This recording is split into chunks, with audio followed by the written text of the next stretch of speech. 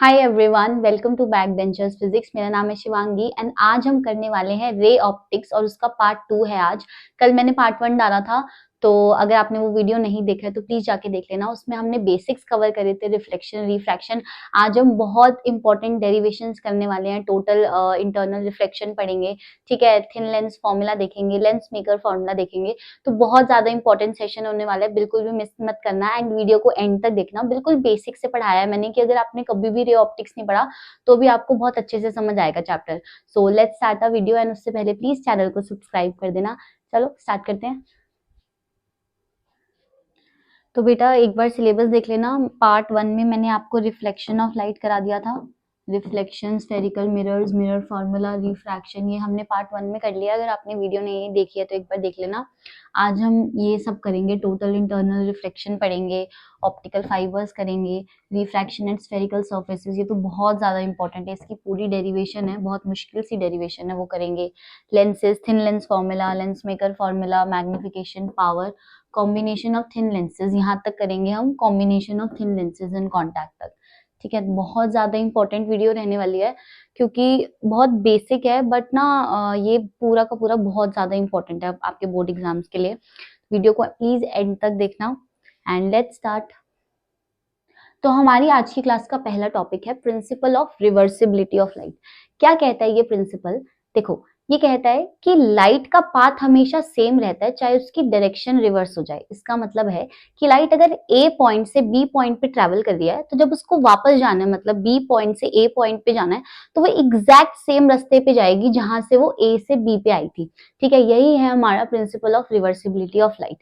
ये रिफ्लेक्शन और रिफ्रैक्शन दोनों में अप्लाई होता है ये प्रिंसिपल। यहाँ पे देख सकते हैं हम कि लाइट ए से बी पे गई पहले, है ना, देन बी से सी पे गई रिफ्रैक्ट होके। अगर हम यहाँ पे प्लेन मिरर लगा दे तो वो एग्जैक्ट सेम पाथ को ट्रेस करके कहाँ जाएगी? वापस ए पॉइंट पे जाएगी। लाइट हमेशा अपना पाथ क्या करती है? रिट्रेस करती है, जब उसको एक पॉइंट से दूसरे पॉइंट पे और फिर वापस दूसरे पॉइंट से फर्स्ट पॉइंट पे जाना हो। इस प्रिंसिपल में सबसे इंपॉर्टेंट चीज ये होती है, इसका रिजल्ट याद रखना है कि mu mu 1 2 is equal to 1 upon mu 2 1। इसका मतलब क्या है? कल मैंने आपको रिफ्रैक्टिव इंडेक्स पढ़ाए थे मेरी लास्ट क्लास में। उसमें रिफ्रैक्टिव इंडेक्स में डिनोशन कैसे बताई थी कि इसका मतलब क्या है कि लाइट फर्स्ट से सेकंड मीडियम में जा रही है ना। और इसका मतलब क्या है कि लाइट सेकंड मीडियम से फर्स्ट मीडियम में आ रही है। तो रिफ्रैक्टिव इंडेक्स हमेशा क्या हो जाते हैं? रेसिप्रोकल हो जाते हैं इस केस में, जब भी लाइट अपना पाथ को रिट्रेस करती है। तो यही था हमारा प्रिंसिपल ऑफ रिवर्सिबिलिटी। पढ़ लेते हैं। This principle states that if the final path of a ray of light after it has suffered several reflections and refractions is reversed, it traces its path exactly। मतलब वो अपने path को exactly trace करती है और इसमें ये important formula आता है, इसको नोट कर लेना। ठीक है, अब चलते हैं नेक्स्ट टॉपिक पे। Now next topic is total internal reflection. Total internal reflection बहुत इंपॉर्टेंट टॉपिक है, आपके बोर्ड में इसके पूछने के चांसेस बहुत ज्यादा हैं, तो ध्यान से सुनना। देखो, जब लाइट डेंसर मीडियम से रेयरर मीडियम में जाती है ना, तो कुछ पोर्शन रिफ्लेक्ट होता है और कुछ पोर्शन रिफ्रैक्ट होता है। जैसे जैसे हम एंगल ऑफ इंसिडेंस को बढ़ाते हैं तो जो रिफ्रैक्शन वाला पोर्शन होता है वो कम होता रहता है एंड रिफ्लेक्शन वाला पोर्शन ज्यादा हो जाता है। तो एक पॉइंट ऐसा आता है जब लाइट रिफ्रैक्ट होती ही नहीं है, सारी की सारी रिफ्लेक्ट हो जाती है, जिस को हम कहते हैं टोटल इंटरनल रिफ्लेक्शन। कैसे, इसको समझते हैं। देखो यहाँ पे ये हमारा, और सबसे important condition total internal reflection के लिए ये है कि जो लाइट है उसको डेंसर से रेयरर में ही जाना है। अगर लाइट रेयरर से डेंसर में गई तो टीआईआर नहीं हो पाएगा। तो first important necessary condition for total internal reflection is that the light ray should always travel from denser to rarer medium. ठीक है, तो यहाँ हमने दो मीडियम लिए, rarer medium and denser medium. हमारा ऑब्जेक्ट यहाँ रखा है, source of light. First case क्या हुआ? देखो, लाइट यहाँ पे इंसिडेंट हुई, ये नॉर्मल बनाया, एंगल ऑफ इंसिडेंस। तो जब डेंसर से रेयरर मीडियम में जाएगी तो लाइट क्या करती है? Light bend away from the normal हो जाती है। तो यहाँ पे बेंड हो गई अवे फ्रॉम द नॉर्मल। ठीक है, और कुछ एंगल ऑफ रिफ्रैक्शन बनाया आर। अब सेकंड केस में हम एंगल ऑफ इंसिडेंस की वैल्यू को इंक्रीज कर देते हैं। ये इंक्रीज हो गई, यहाँ पे लाइट स्ट्राइक करी, इंक्रीज इस तरीके से करी कि जो अब हमारा लाइट था वो रिफ्रैक्ट कैसे हुआ? वो बिल्कुल क्या हुआ? जो इंटरफेस है उसके पैरेलल रिफ्रैक्शन हुआ उसका, मतलब जो एंगल ऑफ रिफ्रैक्शन था वो कितना हो गया 90 डिग्री। ये देखो ये लाइट थी, ये आई, ये स्ट्राइक करी, बाहर नहीं गई, इंटरफेस के पैरेलल रिफ्रैक्ट हो गई। समझ गए? एंगल ऑफ रिफ्रैक्शन क्या आ गया 90 डिग्री। तो बेटा ध्यान रखना, जब हमारी लाइट किसी एंगल ऑफ इंसिडेंस पे इंसिडेंट होती है सच दैट कि जो एंगल ऑफ रिफ्रैक्शन है वो 90 डिग्री आ जाए, तो वो एंगल ऑफ इंसिडेंस को हम बोलते हैं क्रिटिकल एंगल। तो क्रिटिकल एंगल वो एंगल होता है कि जब लाइट का एंगल ऑफ रिफ्रैक्शन कितना हो जाता है 90 डिग्री, मतलब वो इंटरफेस के पैरेलल रिफ्रैक्ट करती है। ठीक है, अब तो आई सी क्रिटिकल एंगल हो गया।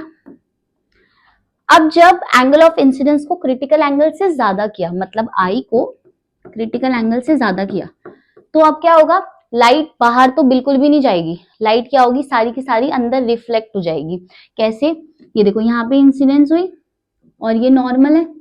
अब लाइट बाहर नहीं गई क्योंकि देखो एक पॉइंट यहाँ पे ऐसे जाएगी away from the normal, away away away away, तो जब क्रिटिकल एंगल के इक्वल हुआ तो 90। अब जब उससे बढ़ा दिया तो क्या हो गई, बिल्कुल रिफ्लेक्ट हो गई। तो इसी फिनोमिना को क्या कहते हैं, टोटल इंटरनल रिफ्लेक्शन। पढ़ते हैं, when light traveling from a denser to rarer medium is completely reflected back, मतलब उसका कुछ भी होना तो इसको रिफ्रैक्ट चाहिए था ना, तो पर कुछ भी पोर्शन रिफ्रैक्ट नहीं हो रहा, सारा का सारा रिफ्लेक्ट हो गया। तो इस फिनोमिना को क्या बोला, total internal reflection.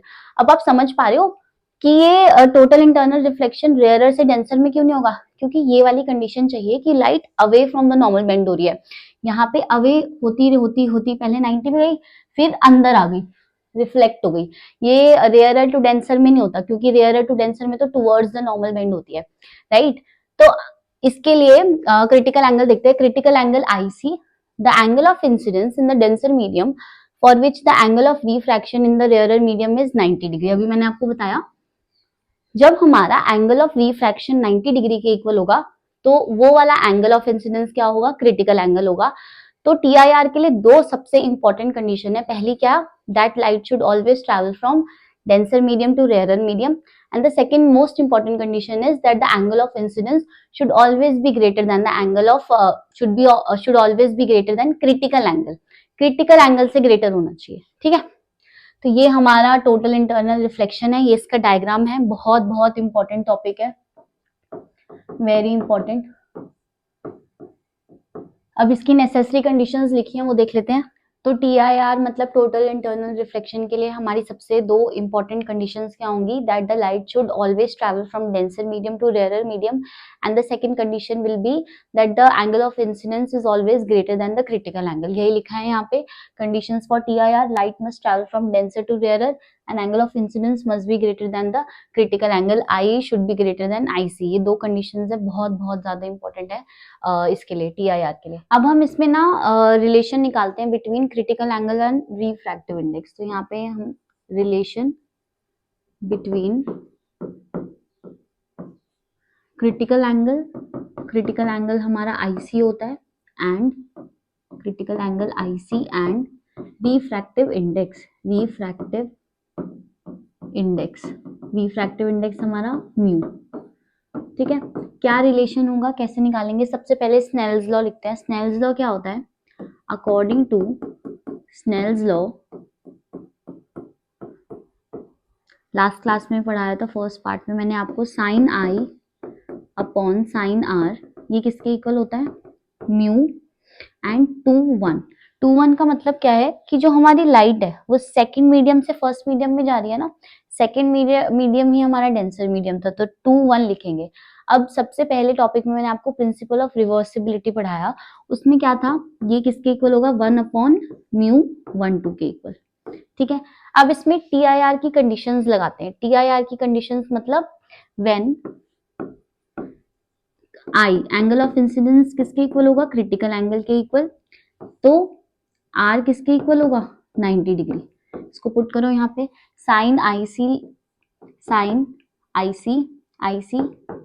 Upon are कितना होगा 90 degree, sine 90 is equal to 2 mu 1 या फिर 1 अपॉन 1 म्यू 2। ठीक है, साइन 90 हमारा 1 होता है, तो यहां से किसके इक्वल आ गया ये, sine ic is equal to, इस पार्ट को रहने दो, ये लिखो 1/1 μ2।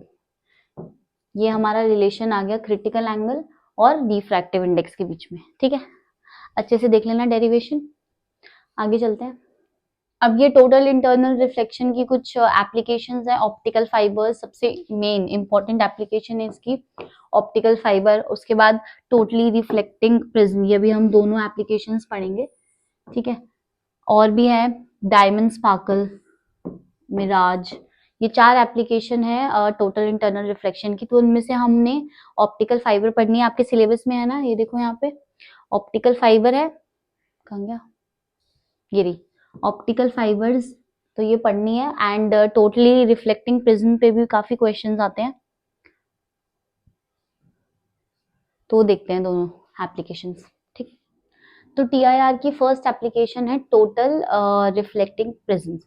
देखो टोटल रिफ्लेक्टिंग प्रिज्म्स में क्या होता है कि जब लाइट इसके फेस पे इंसिडेंट करती है क्रिटिकल एंगल से ज्यादा एंगल पे, तो ये पूरी की पूरी तरह क्या करती है, रिफ्लेक्ट करती है।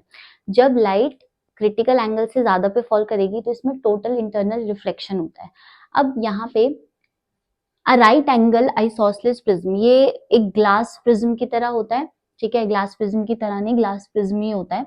That is 45 degree, 90 degree, 45 degree prism. मतलब इसमें क्या होता है, दो एंगल्स जो होते हैं वो 45 डिग्री के हैं, जैसे ये बना रखा है, तो ये एंगल 45 डिग्री, 45 डिग्री, और एक एंगल क्या होता है 90 डिग्री। इसका मतलब ये होता है, is called a totally reflecting prism. Whenever a ray falls normally on any face, it is incident on inside at 45 degree greater than critical angle. Hence, it is totally, बस वही मतलब है कि जब लाइट रे क्रिटिकल एंगल से ज्यादा पे इस पे फॉल करती है तो ये क्या करता है, टोटली रिफ्लेक्ट कर देता है लाइट को। ठीक है, एंड ये मतलब एक मिरर की तरह काम करता है बिना सिल्वर कोटिंग के। नेक्स्ट एप्लीकेशन है इसकी ऑप्टिकल फाइबर्स, वो देखते हैं। तो अब हमारी सबसे इंपॉर्टेंट एप्लीकेशन टीआईआर की है ऑप्टिकल फाइबर्स। ऑप्टिकल फाइबर ना एक लॉन्ग स्ट्रैंड होती है ग्लास या प्लास्टिक की, जिसमें लाइट ट्रैवल करती है और ऑप्टिकल फाइबर लाइट के थ्रू अपना डाटा ट्रांसमिट करती है। ठीक है, इसमें ना लाइट मल्टीपल रिफ्लेक्शंस करती है and completely total internal reflection के प्रिंसिपल को फॉलो करती है लाइट। ये हम इंटरनेट केबल्स या मेडिकल एंडोस्कोपी में भी यूज करते हैं। लाइक सिंपल वर्ड्स में अगर मैं बोलूँ तो ऑप्टिकल फाइबर ना लाइट के लिए एक एक्सप्रेस वे जैसा होता है, जहाँ पे लाइट बहुत सारा डिस्टेंस ट्रैवल करती है एंड इंफॉर्मेशन या डाटा को एक जगह से दूसरी जगह पे पहुंचाती है। ऑप्टिकल फाइबर में कंस्ट्रक्शन में 3 चीजें हैं मेन, इसकी अगर कंस्ट्रक्शन लिखनी है तो इसका प्रिंसिपल तो यही होगा, total it follows the principle of total internal reflection. ठीक है, इसकी कंस्ट्रक्शन पूछ लेते हैं। कंस्ट्रक्शन में 3 चीजें होती हैं, कोर, क्लैडिंग एंड थर्ड होता है हमारा बफर कोटिंग। बफर कोटिंग, ये डायग्राम से देख सकते हो, ये कोर है, इसका रिफ्रैक्टिव इंडेक्स म्यू1 है। क्लैडिंग, इसका रिफ्रैक्टिव इंडेक्स म्यू2 है। अब जो म्यू1 होता है वो ग्रेटर होता है, मतलब कोर का रिफ्रैक्टिव इंडेक्स हमेशा किससे बड़ा होगा, क्लैडिंग से बड़ा होगा। म्यू1 इज ग्रेटर देन म्यू2 एंड ये क्या है हमारी बफर कोटिंग। आपको बस इसका डायग्राम लर्न करना है, इसका प्रिंसिपल देखना है एंड इसके कंस्ट्रक्शन के 3 पार्ट्स देखने हैं, और ये कि किसका रिफ्रैक्टिव इंडेक्स, कोर का रिफ्रैक्टिव इंडेक्स ग्रेटर होता है एज कंपेयर टू क्लैडिंग। ठीक है, इसका प्रिंसिपल क्या है, it is works on the principle of TIR. Then आगे चलते हैं। Next topic is spherical lenses. तो दो मिरर को कंबाइन करते हैं ना हम तो लेंस बन जाता है। लेंसेज हमारे 2 टाइप के होते हैं, फर्स्ट होता है हमारा कॉन्वेक्स लेंस और दूसरा कौन सा होता है हमारा कॉनकेव लेंस। कॉन्वेक्स लेंस की शेप कैसे होती है, ऐसे, ये प्रिंसिपल एक्सिस है, थोड़ा सेंटर में आएगी। ठीक है, एंड कॉनकेव लेंस की शेप क्या होती है, ऐसे। ये तो हमने क्लास 10th में पढ़ा है, बट अब एक और चीज पढ़नी है इसके बारे में। ये प्रिंसिपल एक्सिस हो गई, तो यहाँ पे ये 2 मिरर से मिलके बना है, तो दोनों मिरर की फोकल लेंथ होती है ना। अब यहाँ पे जैसे इस लेंस में, कॉन्वेक्स लेंस में 2 फोकल लेंथ होंगी और कॉनकेव लेंस में भी 2 फोकल लेंथ होंगी। कैसे होंगी, जब ये हमेशा याद रखना है कि जो ये वाला साइड लेते हैं ना, इसको हम फर्स्ट लेते हैं एंड इस साइड को हम हमेशा सेकंड लेते हैं, ठीक है। सिमिलरली कॉनकेव लेंस में भी इस साइड को हम क्या लेंगे, फर्स्ट लेंगे, एंड दूसरी साइड को हम क्या लेंगे, सेकंड। मतलब लेफ्ट साइड को फर्स्ट लेना है, राइट साइड को सेकंड लेना है। ये न्यूमेरिकल में बहुत काम आएगी, क्योंकि वहां पे हमें F1 F2 की वैल्यू आइडेंटिफाई करने में बहुत आसानी होगी। फर्स्ट लेंथ, ये जो मिरर है, ये वाला मिरर, इसकी फोकल लेंथ कहाँ पे लाई करेगी, इधर लाई करेगी, इस तरफ, तो यहाँ पे, तो इसको क्या बोलेंगे, F1। यहाँ वाली 1 होगी। सेकंड मिरर की फोकल लेंथ, इसकी फोकल लेंथ इधर लाई करेगी मिरर की, तो ये क्या हो जाएगा, F2। कैसे याद रखेंगे, देखो इस मिरर का सर्कल यहाँ पे पूरा हो रहा है, तो इसकी फोकल लेंथ इधर आएगी। इस मिरर का सर्कल यहाँ पे इस तरफ पूरा हो रहा है, तो इसकी फोकल लेंथ यहाँ आएगी। सिमिलरली नंबर 1 का देखो, यहाँ पे इसका जो मिरर है, इसका सर्कल कहाँ कंप्लीट हो रहा है, ऐसे, तो इसकी फोकल लेंथ यहाँ पे आएगी। अब यहाँ पे F1 होगा। कॉनकेव लेंस में ये वाली F1 होती है, एंड कॉन्वेक्स लेंस में राइट साइड वाली F1 होती है, याद रखना है हमेशा। कॉनकेव लेंस में देखो ये सेकंड है, तो ये सेकंड मिरर है, इसका सर्कल इधर पूरा होगा, तो इसकी फोकल लेंथ यहाँ पे आएगी, F2। बहुत इंपॉर्टेंट है ये। F1 F2 की अगर आपने डायरेक्शन बदल दी या उसका नेमिंग चेंज कर दी, तो जब MCQ या फिर न्यूमेरिकल प्रॉब्लम्स करोगे तो उसमें दिक्कत आ सकती है। तो यही कॉन्फ़िगरेशन लेना कि ये फर्स्ट एंड ये सेकंड, जिसका सर्कल जहां कंप्लीट हो रहा है उसकी फोकल लेंथ को वहां रख दो, ठीक है। अब इसमें कुछ डेरिवेशंस हैं बहुत इंपॉर्टेंट, वो करते हैं। Next is refraction at a convex spherical surface. Okay, ये टॉपिक बहुत ज्यादा इंपॉर्टेंट है, बहुत मतलब बहुत इंपॉर्टेंट है, क्योंकि लास्ट बोर्ड के एग्जाम में इसका 5 मार्क्स का क्वेश्चन आया था, एंड एग्जैक्टली डेरिवेशन ही पूछी हुई थी। एक ये जैसे केस दे दिया था, इनमें से 4 केस होते हैं कॉन्वेक्स के लिए, एक केस दे दिया एंड बोला कि फॉर्मूला डिराइव करो। तो बहुत ज्यादा इंपॉर्टेंट है एंड बहुत ईजी है। अगर आपको एक केस के लिए इसकी डेरिवेशन समझ आ गई, तो बाकी सारे केसेस के लिए सेम स्टेप्स होते हैं, बस जो रे डायग्राम होता है वो अलग होता है। तो अगर आपने डेरिवेशन समझ ली ना, तो रे डायग्राम ही लर्न करना रहेगा, बस डेरिवेशन आ जाएगी। तो इसकी डेरिवेशन स्टार्ट करते हैं। देखो, फ्रॉम ऑप्टिकली वेयरर, बहुत अच्छे से समझना, बहुत बेसिक बेसिक स्टेप्स होते हैं इसके अंदर।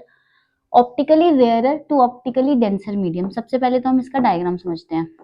डायग्राम कैसे बनता है, हमारा एक ऑब्जेक्ट है, वो ऑब्जेक्ट रेयरर मीडियम में है, और उसकी जो इमेज बन रही है वो डेंसर मीडियम में बन रही है, और जो इमेज बन रही है वो कैसी है, रियल इमेज बन रही है। तो कॉन्वेक्स की बात है। अब कॉन्वेक्स में 2 मिरर से मिलके बनता है कॉन्वेक्स मिरर, है ना। तो हम एक मिरर कंसिडर करते हैं यहाँ पे ऐसे करके, देखो ये हमारा कॉन्वेक्स मिरर हो गया। यहाँ पे प्रिंसिपल एक्सिस बनानी है सबसे पहले। अब हमें क्या करना है, ऑब्जेक्ट, ये हमारा रेयरर मीडियम है, इधर वाला रेयरर मीडियम का रिफ्रैक्टिव इंडेक्स μ1 है, इधर वाला क्या है, हमारा डेंसर मीडियम है, और इसका रिफ्रैक्टिव इंडेक्स क्या है, μ2। बहुत अच्छे से डायग्राम को समझना है। ऑब्जेक्ट हमारा इधर रखा हुआ है रेयरर मीडियम में, ठीक है। तो हमारा ऑब्जेक्ट कैसे आएगा, ये हमारा ऑब्जेक्ट है, ऑब्जेक्ट को O से डिनोट करेंगे, ठीक है। ऑब्जेक्ट अपनी यहाँ पे लाइट छोड़ रहा है, ठीक है, उससे लाइट जा रही है, यहाँ पे ऐसे एरो बनाएंगे, ठीक है। इस मिरर पे स्ट्राइक करी, अब क्या हुआ, अब हम बनाएंगे नॉर्मल। नॉर्मल कैसे बनाएंगे, ऐसे, ये हमारा नॉर्मल बनेगा। नॉर्मल को क्या बोलेंगे, N। अब याद रखना है, नॉर्मल जहां पे भी प्रिंसिपल एक्सिस पे स्ट्राइक करता है ना, सारे के सारे डायग्राम्स, कितने भी डायग्राम्स हो, नॉर्मल जहां पे स्ट्राइक करेगा प्रिंसिपल एक्सिस पे, उस पॉइंट को आपको C बोलना है, सेंटर, ठीक है। वो पॉइंट क्या होगा, हमारा सेंटर होगा। तो सबसे पहला स्टेप हमने क्या किया, ऑब्जेक्ट से लाइट रे निकली और वो यहाँ पे स्ट्राइक करी, उसके बाद नॉर्मल बनाया, नॉर्मल जहां पे स्ट्राइक कर रहा है उसको क्या बोला, C। अब ये इंसिडेंट रे है ना, इंसिडेंट रे का जो एंगल होता है नॉर्मल के साथ वो क्या होता है, I। तो ये वाला एंगल क्या हो गया, I, एंगल ऑफ इंसिडेंस, ठीक है। अब जब रे रेयरर से डेंसर मीडियम में जाती है, तो वो टुवर्ड्स द नॉर्मल बेंड हो जाती है। इस रे को जाना तो बिल्कुल सीधा चाहिए था, बट ये क्या हो जाएगी, थोड़ी टुवर्ड्स द नॉर्मल ऐसे बेंड हो जाएगी। तो ये अपनी इमेज बनाएगी एक, इसकी इमेज कहाँ बनती है, यहाँ पे ऐसे, एंड इमेज को हम किससे डिनोट करेंगे, आई से। तो ये क्या हो गया हमारा आई। आई होप इतना डायग्राम आपको क्लियर होगा कि ऑब्जेक्ट, सेंटर ऑफ कर्वेचर और आई को कैसे लेना है। ठीक है, जो हमारी ये क्या हो गई अब, रिफ्रैक्टेड रे हो गई। रिफ्रैक्टेड रे नॉर्मल के साथ जो एंगल बनाती है उसको क्या कहते हैं, एंगल ऑफ रिफ्रैक्शन। तो जो हमारा ये एंगल होगा, ये रिफ्रैक्टेड रे और ये नॉर्मल, यही तो है ना, ये एंगल क्या होगा हमारा आर। ठीक है, इतना डायग्राम क्लियर होगा। आई भी क्लियर है कैसे बनाया, आर भी क्लियर है कैसे बनाया। अब हम दो तीन और अपनी तरफ से एंगल्स लेते हैं। क्या एंगल्स लेते हैं, अल्फा बीटा गामा। तो आपको अभी भी यही याद रखना है, जो एंगल ऑब्जेक्ट के साथ बनता है प्रिंसिपल एक्सिस का उसको लेते हैं अल्फा।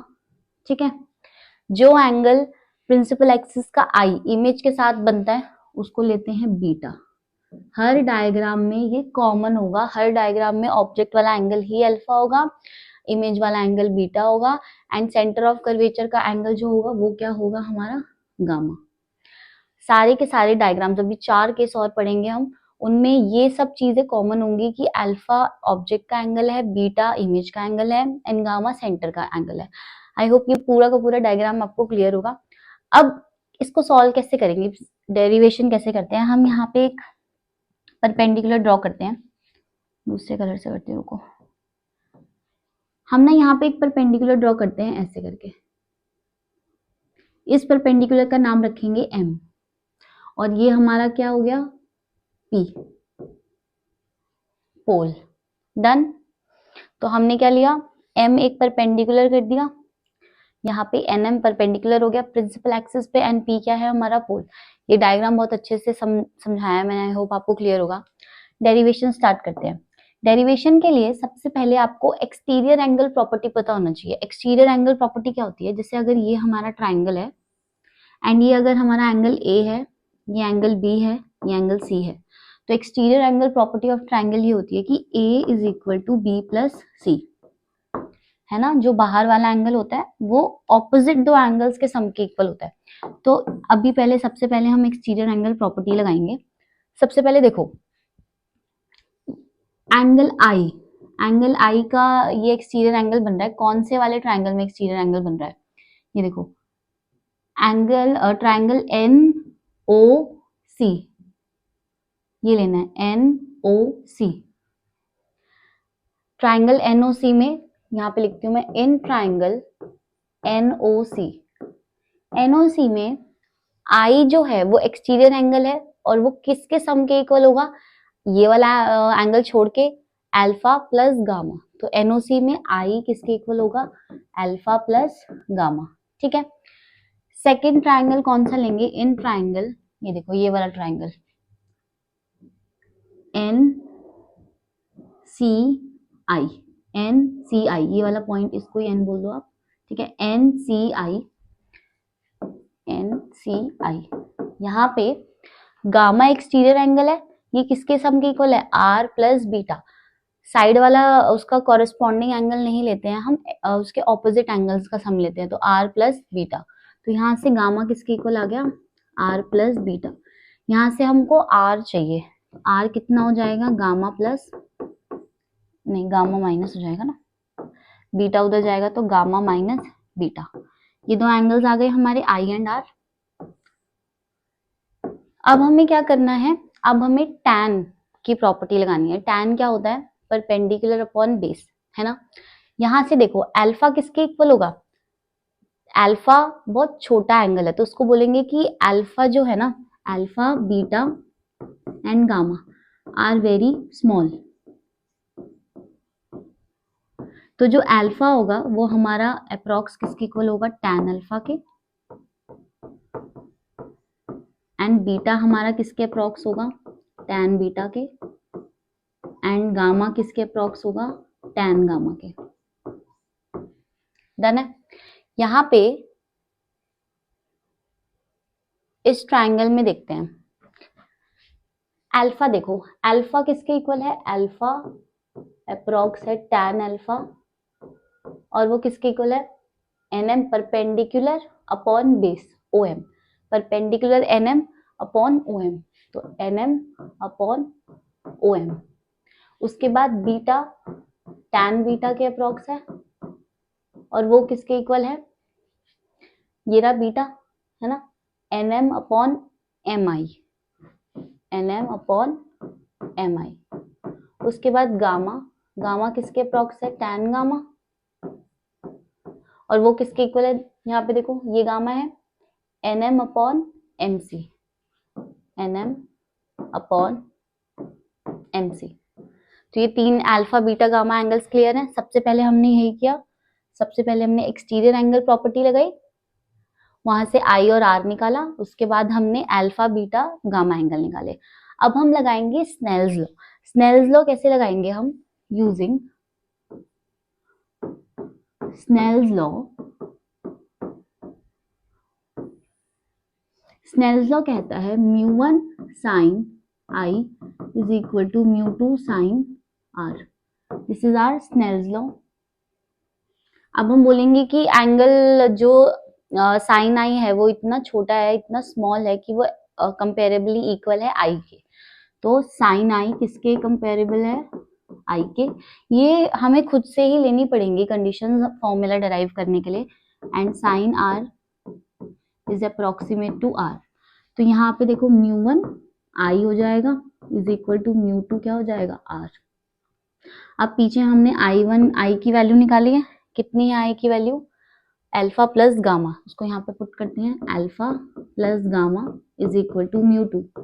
आर की वैल्यू कितनी निकाली है हमने, gamma minus beta, gamma minus beta, done. अब यहां से μ1 देखो, अल्फा कितना था, अरे अल्फा था nm upon OM, nm upon OM, plus gamma था nm अपॉन mc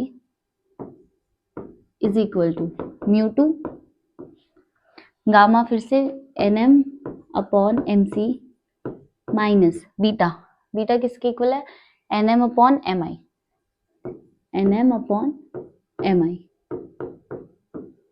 ठीक है, अब यहां से न्यूमरेटर से nm, सारे nm कैंसिल हो गए, तो ये किसके इक्वल आ गया, μ1, यहाँ पे लिख देती हूँ μ1 1 upon OM plus 1 upon mc is equal to μ2 1 upon mc minus 1 upon mi। अब हम क्या बोलेंगे, अब हम ये बोलेंगे कि ये जो हमने ये लिया है m, ये m इतना ज्यादा पास है p के कि सारी डिस्टेंसेस को अगर हम p के इक्वल भी ले लेंगे तो वो भी कोई फर्क नहीं पड़ेगा। जैसे अगर OM है तो m और p इतने क्लोज हैं कि OM की जगह हम OP भी लिख सकते हैं। ठीक है, यहाँ पे MC, यहाँ पे क्या था हमारा MI की जगह हम PI लिख सकते हैं, MC की जगह हम PC लिख सकते हैं।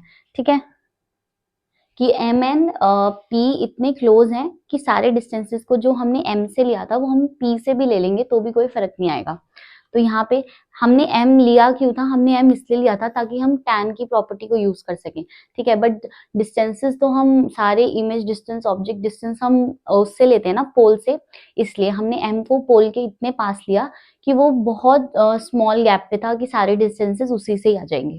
तो इसको पुट कर दो यहाँ पे μ1, यहाँ पे क्या हो जाएगा OP, बस M की जगह क्या पुट करना है हमें, P पुट करना है, माइनस PI। ठीक, अब सारे डिस्टेंसेस को देख लेते हैं। देखो यहाँ पे O ऑब्जेक्ट डिस्टेंस होता है, जहां पे ऑब्जेक्ट रखा है, तो OP किसके इक्वल हो जाएगा, OP हो जाएगा U पर माइनस U, क्योंकि लेफ्ट हैंड साइड पे है। P और C ये रेडियस ऑफ कर्वेचर होगा क्योंकि सेंटर है ये, तो ये कितना हो जाएगा, माइनस माइनस नहीं होगा, प्लस होगा R। इसके बाद P एंड I, PI किसके इक्वल होगा, ये इमेज है तो ये क्या होगा V के इक्वल। ये सारे फॉर्मूलाज उसके अंदर पुट कर देते हैं जो भी हमने इसकी वो लिखी है, इज इक्वल टू किसके इक्वल आएगा, ये μ1 1 अपॉन OP, OP क्या था हमारा object distance minus U, plus 1 upon PC, PC था 1 upon R, is equal to mu two, यहाँ पे भी क्या होगा 1/r माइनस 1/pi था v, यहाँ माइनस साइन ऑलरेडी है इसलिए वैसे वो पॉजिटिव था क्योंकि वो राइट हैंड साइड पे था। अब इसको कैसे सॉल्व करेंगे, यहाँ पे जो r है उसको एक तरफ ले आओ, यहाँ पे भी r है यहाँ पे भी r है ना, इसको एक तरफ, पहले μ1 μ2 को हम अंदर मल्टीप्लाई कर लेते हैं, तो ये किसके इक्वल आएगा μ1/u plus μ1/r is equal to μ2/r minus μ2/v। अब हम क्या करते हैं, इसको इधर लेकर आते हैं, ठीक है, इसको इधर लेके आएंगे और इसको उधर लेके जाते हैं, तो μ1/r माइनस ये प्लस है इधर आके माइनस हो जाएगा, μ2/r इज इक्वल टू, ये माइनस है उधर जाके क्या हो जाएगा प्लस, तो इसको पहले लिख लेते हैं u माइनस μ2/v, ठीक है। अब यहाँ से क्या करते हैं, r कॉमन ले लेते हैं, तो 1/r μ1 minus μ2 is equal to μ1u minus μ2v। ये आ गया हमारा फॉर्मूला, किसके लिए, जब हमारा ऑब्जेक्ट कहाँ होता है, रेयरर मीडियम में और इमेज बनती है डेंसर मीडियम में, and when the image is real, ठीक है। ये बहुत लंबी सारी डेरिवेशन थी, नोट कर लेना अच्छे से, 2 पेजेस में आई है। एक ये डायग्राम बहुत जरूरी है, सारे जो स्टेप्स है ना, अब जितने भी आगे डायग्राम्स आएंगे ना, डेरिवेशंस आएंगी, उन सब में हमें यही स्टेप फॉलो करना है। यही स्टेप का मतलब है कि पहले एक्सटीरियर एंगल प्रॉपर्टी निकालनी है, फिर अल्फा बीटा गामा को tan alpha beta tan beta tan gamma के इक्वल लिखना है, फिर उनकी वैल्यूज लिखनी है, उसके बाद हमें स्नेल्स लॉ लगाना है। बट डिफरेंस किस में आएगा, डिफरेंस आएगा कि आई की वैल्यू किसके इक्वल आ रही है। कभी यहाँ पे अल्फा प्लस गामा था तो यहाँ बीटा आ जाएगा या कुछ और आ जाएगा, ठीक है। बाकी स्टेप्स हमारे सेम रहेंगे बिल्कुल ही। स्नेल्स लॉ लगा के हमने क्या किया, बोला कि साइन आई और साइन आर बहुत छोटे एंगल हैं, तो अप्रॉक्स आई और आर के इक्वल हो गए। फिर जो पीछे एक्सटीरियर एंगल प्रॉपर्टी से हमने आई और आर की वैल्यू निकाली थी उसको यहाँ पे पुट कर दिया। उसके बाद अल्फा बीटा गामा को टैन अल्फा बीटा जो गामा आया था उसको, उनकी वैल्यूज को पुट कर दिया यहाँ पे, एनएम से एनएम कैंसिल कर दिया।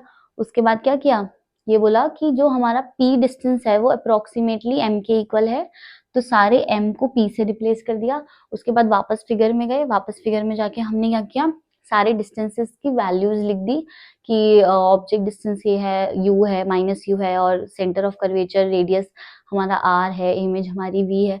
उसके बाद हमने बस वैल्यूज पुट करी और हमारा आंसर आ गया, ठीक है। तो ये हो गया हमारा। नेक्स्ट टॉपिक देखते हैं, अब एक और डेरिवेशन है, बट अब इसमें क्या होगा, हमारा जो इमेज बनेगी वो वर्चुअल बनेगी। तो अब सेकंड केस क्या है, from optically rarer to denser medium, और अब यहाँ पे हमारी इमेज कैसी बन रही है, वर्चुअल बन रही है, ठीक है।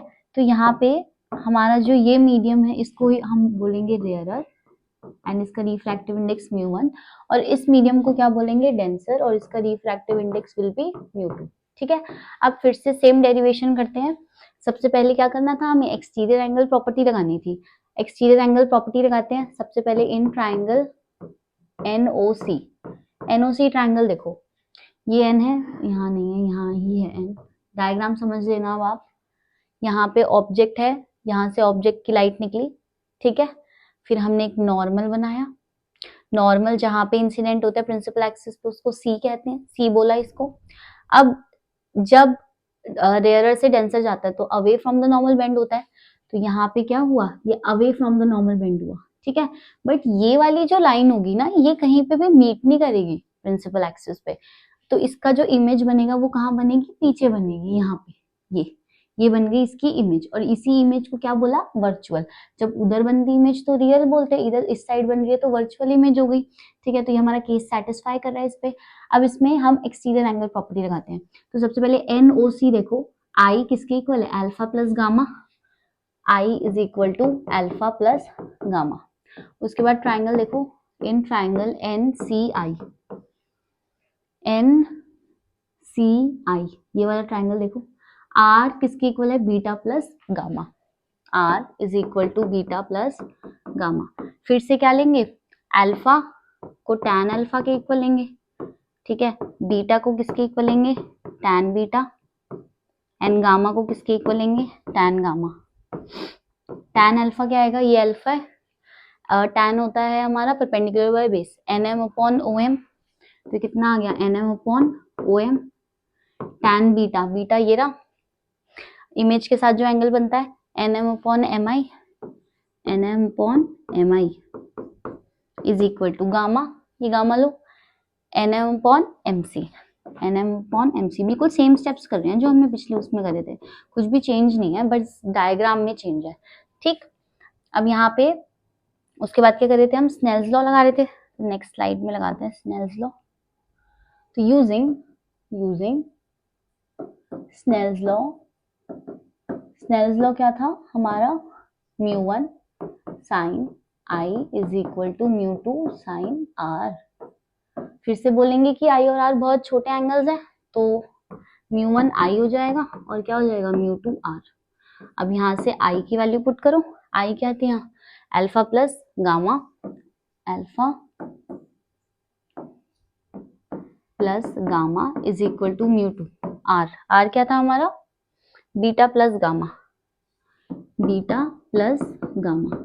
ठीक है, अब क्या करेंगे, इनकी वैल्यूज पुट करते हैं। अल्फा क्या था, nm अपॉन, देखो alpha OM, nm upon OM, plus gamma क्या था, nm upon mc, nm upon mc is equal to μ2, beta क्या था, nm upon mi, nm upon mi plus gamma क्या है हमारा, फिर से nm upon mc, nm upon mc।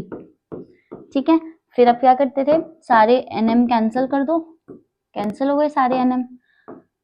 अब इसको दोबारा से लिख दो, अरे रुक जाओ, μ1 1 by OM plus 1 by mc is equal to μ2 1 by mi plus 1 by mc। अब सारी वैल्यूज पुट कर दो, यहाँ से देखो जो हमारा ओएम है वो क्या हो जाएगा, ओएम माइनस यू के इक्वल, माइनस क्योंकि इस तरफ है हमारा, पहले तो पी लिखेंगे ना, उसको एम से क्यों ले रहे हैं हम, पी लेंगे हम, क्या बोलेंगे कि सारे के सारे जो एम है वो इतना क्लोज है पी के कि सारे डिस्टेंस हम पी से ले सकते हैं, तो इसको पहले पी लिखो, तो ये किसके इक्वल आ जाएगा, μ1 1 अपॉन पीओ या OP plus 1 upon PC is equal to μ2 1 upon PI plus 1 upon PC. अब डिस्टेंस लेंगे हम पोल से, तो पोल से जब डिस्टेंस लेंगे तो ये ओएम नहीं होगा, ये क्या होगा, ओपी, ओपी अपना हो गया माइनस यू, पीआई अपना हो गया माइनस वी, माइनस क्योंकि इस तरफ ही लाई कर रहा है, और हमारा पीसी, पीसी किसके इक्वल हो गया, प्लस आर, क्योंकि राइट हैंड साइड पे है।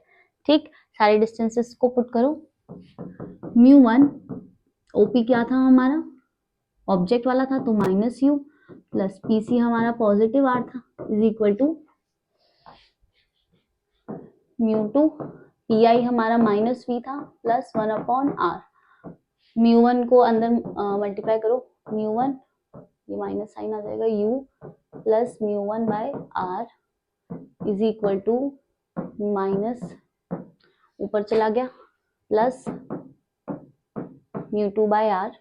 अब इस r को एक तरफ ले जाओ, ठीक है, इस तरफ ले आते हैं, तो क्या हो जाएगा, μ1 by R minus μ2 by R is equal to, इसको इधर लेके आएंगे तो ये पॉजिटिव हो जाएगा, μ1 by U minus μ2 by V. Same formula आ गया जो पिछले वाला आया था, 1 बाय आर, यहाँ क्या बचेगा, μ1 minus μ2 is equal to μ1 by U minus μ2 by V. कई बुक्स में ना, जो कई बुक्स में माइनस साइन को कॉमन लेके यहाँ μ2 माइनस μ1 और यहाँ पे भी μ2 और μ1 होंगे, तो कोई बात नहीं, फॉर्मूलाज तो सेम ही है, बस ओरिएंटेशन का फर्क है कि उसको आगे लिख दिया उसको पीछे लिख दिया, बाकी कोई डिफरेंस नहीं है। ठीक है, तो ये बिल्कुल पिछले जैसा ही फॉर्मूला आया है, सेम देख रहे हो, डायग्राम अलग है फिर भी फॉर्मूला सेम है। तो आगे के डायग्राम्स करते हैं अब। ओके, तो थर्ड हमारा है from optically denser to rarer and the image formed is real. बेटा थर्ड एंड फोर्थ यहाँ पे भी क्या होगा, optically denser to rarer and the image formed is virtual. ये आपके लिए होमवर्क है। लास्ट के दो बिल्कुल एग्जैक्ट जो डेरिवेशंस कराई हैं वैसी की वैसी इसको बार बार प्रैक्टिस करो, बहुत अच्छे से याद हो जाएंगी, बस डायग्राम ही अलग है। तो वो दो आपके होमवर्क है, प्लीज इसको अच्छे से करना।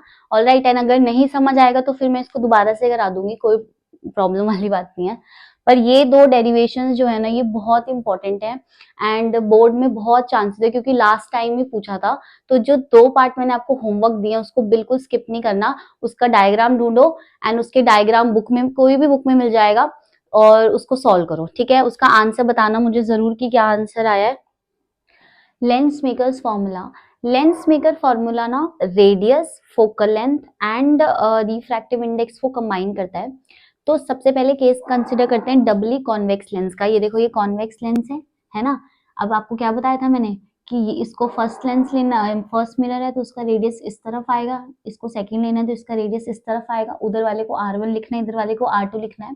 तो जो हमारा लेंस मेकर फॉर्मूला होता है वो क्या होता है, 1/f is equal to mu2 minus mu1 upon mu1, 1 upon R1 minus 1 by R2। Doubly convex lens के लिए ये होता है। यहाँ पे mu1 हमारा होता है, mu1 is equal to refractive index of material, मतलब जिस मटेरियल में हमने इस लेंस को रखा है वो मटेरियल कुछ भी हो सकता है, एयर हो सकता है, वाटर हो सकता है, वो हमारा रिफ्रैक्टिव इंडेक्स होगा mu1। एंड mu2 क्या होता है हमारा, रिफ्रैक्टिव इंडेक्स ऑफ लेंस। मतलब ये जो लेंस है ना, लेंस इसका रिफ्रैक्टिव इंडेक्स mu2 है और मीडियम का रिफ्रैक्टिव इंडेक्स है mu1। तो ये हमारा क्या बन गया, लेंस मेकर फॉर्मूला। बहुत सारे न्यूमेरिकल सॉल्व होंगे इससे। अब इसमें एक स्पेशल केस ले लेते हैं लेंस मेकर फॉर्मूला में। स्पेशल केस ये होता है कि अगर यहाँ पे फर्स्ट मीडियम, मतलब जो मीडियम है उसको एयर बोल दें, ठीक है, एयर का रिफ्रैक्टिव इंडेक्स तो 1 होता है, तो यहाँ पे क्या होगा 1/f किसके इक्वल आ जाएगा, एंड mu2 को क्या कह दें, म्यू कह दें, मतलब जो हमारा डबल कॉन्वेक्स लेंस का रिफ्रैक्टिव इंडेक्स है उसको म्यू कह दें। तो 1/f is equal to mu minus 1/1, तो इसको लिखने की जरूरत नहीं है, और यहाँ पे क्या आएगा 1/R1 माइनस 1/R2, ठीक है। तो ये हो गया हमारा लेंस मेकर फॉर्मूला, जब हमारा एक मीडियम, जो मीडियम है वो क्या है, एयर है, ठीक। ये हमारा डबल कॉन्वेक्स लेंस के लिए, फॉर डबल कॉन्वेक्स लेंस, ठीक है। आगे चलते हैं, अब डबल कॉनकेव लेंस के लिए करते हैं। ये है अब हमारा डबल कॉनकेव लेंस वाला case, double concave lens case. इसमें भी जो हमारा लेंस मेकर फॉर्मूला होता है वो बिल्कुल सेम होता है, लेंस मेकर्स फॉर्मूला बिल्कुल सेम होता है। 1/f is equal to mu2 minus mu1 upon mu1, 1/R1 minus 1/R2। अब इसमें भी स्पेशल केस ले लेंगे कि mu1 हमारा 1 हो जाएगा एयर के लिए, एंड mu2 को क्या ले लेंगे, म्यू ले लेंगे। तो 1/f किसके इक्वल आ गया, mu minus 1/R1 minus 1/R2, ठीक है। ये हमारा डबल कॉनकेव लेंस के लिए हो गया ये वाला फॉर्मूला, डन। जो भी न्यूमेरिकल आएंगे उसमें आपको R1 R2 हो सकता है, एक R1 दिया हो, R2 दिया हो, तो बहुत सारे न्यूमेरिकल्स भी करेंगे अभी हम, फिर देखेंगे कैसे सॉल्व करते हैं। हाँ जी, तो अब है thin lens formula. Thin lens formula concave या कॉन्वेक्स मिरर के लिए सेम रहता है। हमने मिरर फॉर्मूला पढ़ा था लास्ट क्लास में, क्या था, 1/f is equal to 1/v plus 1/u, है ना। यहाँ पे थिन लेंस फॉर्मूला क्या होता है, 1/f is equal to 1/v minus 1/u। हमेशा याद रखना है कि मिरर में प्लस आता है और यहाँ पे क्या आता है, माइनस आता है, ठीक है। चाहे कोई भी केस हो, कॉन्वेक्स लेंस के हमारे 6 केस होते हैं और कॉनकेव लेंस के हमारे 2 केस होते हैं, तो सब में सेम यूज होगा। याद रखना लेंस मेकर फॉर्मूला अलग है और थिन लेंस फॉर्मूला अलग है, दोनों में कंफ्यूज नहीं होना। आपसे क्वेश्चन में जो पूछा है न्यूमेरिकल की डिमांड जो है ना वही फॉर्मूला अप्लाई करना है। थिन लेंस फॉर्मूला को समझ के लेंस मेकर लगा देते हैं कभी कभी, या लेंस मेकर पूछा जाए तो थिन लेंस फॉर्मूला लिख देते हैं, दोनों अलग अलग हैं। अच्छे से इसको लर्न करना। आगे चलते हैं। Next is linear magnification. तो लीनियर मैग्निफिकेशन हमने मिरर के लिए भी पढ़ी है, यहाँ पे हम लेंस के लिए पढ़ेंगे। तो कॉन्वेक्स एंड कॉनकेव लेंस के लिए सेम होती है लीनियर मैग्निफिकेशन। इसका फॉर्मूला क्या होता है, m से डिनोट करते हैं, m is equal to hi upon h naught. hi क्या होता है, size of image, and h naught is the size of object, is equal to v by u। v is the image distance and u is the object distance. अब याद रखना है कि mirror के लिए यहाँ पे माइनस आता है ना, बट लेंस के लिए यहाँ पे प्लस आता है। तो hi क्या होता है, hi इज द साइज बोलो या हाइट बोलो, size of image, and h naught is the size और हाइट ऑफ ऑब्जेक्ट। डन। अब जब आप इसको सॉल्व करोगे तो आपके पास कुछ रिजल्ट्स आएंगे। उन रिजल्ट से कैसे हम पता लगा सकते हैं कि जो हमारी इमेज होगी वो मैग्नीफाइड होगी या डिमिनिश्ड होगी। अगर मैग्निफिकेशन जो है ग्रेटर देन 1 आती है तो हमारी इमेज कैसी होती है, इमेज इज एनलार्ज्ड, मतलब इमेज बड़ी होगी, है ना। अगर मैग्निफिकेशन लेस देन 1 आती है तो हमारी इमेज कैसी होगी, डिमिनिश्ड। अगर हमारी मैग्निफिकेशन इक्वल टू 1 आती है, अगर इक्वल ही आ गई तो साइज ऑफ इमेज क्या होगा, साइज ऑफ ऑब्जेक्ट के इक्वल। तो साइज ऑफ इमेज किसके इक्वल होगा, ये साइज ऑफ ऑब्जेक्ट के। अब इसमें दो बातें और याद रखनी है कि अगर मैग्निफिकेशन ग्रेटर देन 1 आती है तो जो इमेज है, इमेज इज वर्चुअल, एंड अगर magnification less than zero means magnification is positive and magnification is negative, not less than greater than 1, 0, then the image is real।